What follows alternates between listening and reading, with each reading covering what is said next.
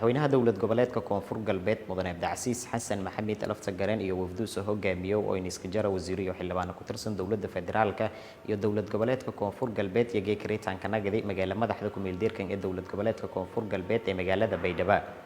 madaxweyne Cabdicasiis Lafta Gareen iyo wafdiga iyo socdaal qaaday maalmo mayon ka maqnaayna magaalooyinka Muqdisho iyo Baraaw socdaalka madaxweyne Cabdicasiis Lafta Gareen yahay ka uu ku kuura galay xaaladda magaalada Baraaw ee caasimadda dowlad goboleedka koonfur galbeed iyo sidii wallan ku gobada lahay dadkii la ku musaafuriy magaalada Laascaanood ee maamulka Soomaaliland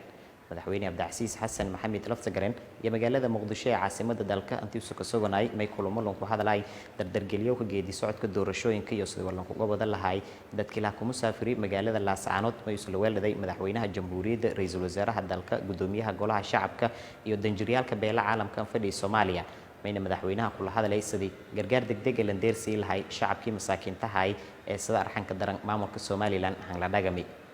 garoonka diyaarado magaalada Baydhabo ee xarun goboleedka gobolka Bay wafdiga madaxweynaha uu soo hogaamiyay mehe ka dhawaayay wasiiro xildhibaano saraakiil ciidan maamulka degmada Baydhabo iyo qaybo shal duwan bulshada magaalada Baydhabo hadawaayo iyo ismarxabeen kuleed madaxweyne Cabdicasiis Xasan Maxamed Lafta Gareen iyo lahangelbi qasriga madaxtooyada magaalada Baydhabo ee gobolka Bay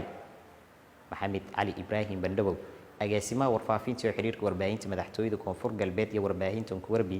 socdaalka madaxweynaha uu ka maqnaay Muqdisho iyo Baraaw iyo reetanka nagadowka Baydhabo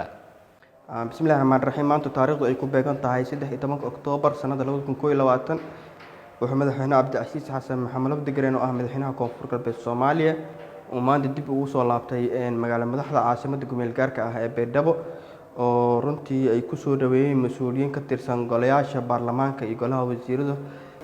madaxweyne Cabdicasiis oo maanta ka soo ambabaxay caasimadda dalka ee Muqdisho ayaa muddooyinka ugu dambeeyay wuxuu kulamo uu kala soo qaatay mas'uuliyiin oo isugu jiray beesha caalamka iyo sidoo kale safiirada ka shaqeeya guud ahaan Soomaaliya isagoo kala hadlay xaaladda guud ee deegaanada koonfur galbeed iyo sida uga dhaqsiyaha badan in dadkii laga soo musaafuriyay Laascaanood wax loogu qabto madaxweyne Cabdicasiis inta uu ku sugnaa Muqdisho wuxuu u ambabaxay magaalada caasimadda koonfur galbeed ee Baraaw asagoo safarkiisu uu ahaa safar isugu jiray ka warqabka xaaladda guud ee magaalada Baraaw iyo dadka ku nool shacabka iyo sidoo kale sida ay u shaqeeyaan dowladda hoose ee Baraaw iyo shaqada ka socota caasimadda Baraaw sidoo kale madaxweynaha wuxuu safarkiisu quseeyay furitaanka dhismihii golaha deegaanka oo runtii hadda ka socda magaalada Baraaw xulitaankii dhismaha golaha deegaanada Baraaw oo ah caasimadda koonfur galbeed madaxweyne Cabdicasiis Xasan Maxamed Lafta Gareen oo maanta dib ugu soo laabtay Baydhabo waxaa xubnaha safarkiisa ku helinayeen isugu jireen wasiiro iyo xildhibaano ka tirsan iyo la taliyaal iyo saraakiil madaxtooye oo ka tirsan dowlad goboleedka koonfur galbeed Soomaaliya waxaana garoonka diyaaradaha Shaati Guduud Airport ku soo dhaweeyay mas'uuliyiin isugu jira labada gol oo maasintiin wabillahi tawfiiq wassalaamu calaykum waraxmatullaahi wabarakaatuh Faisal Maxamed Isa TV-ga iyo raadiyaha koonfur galbeed madaxtooyada magaalada Baydhabo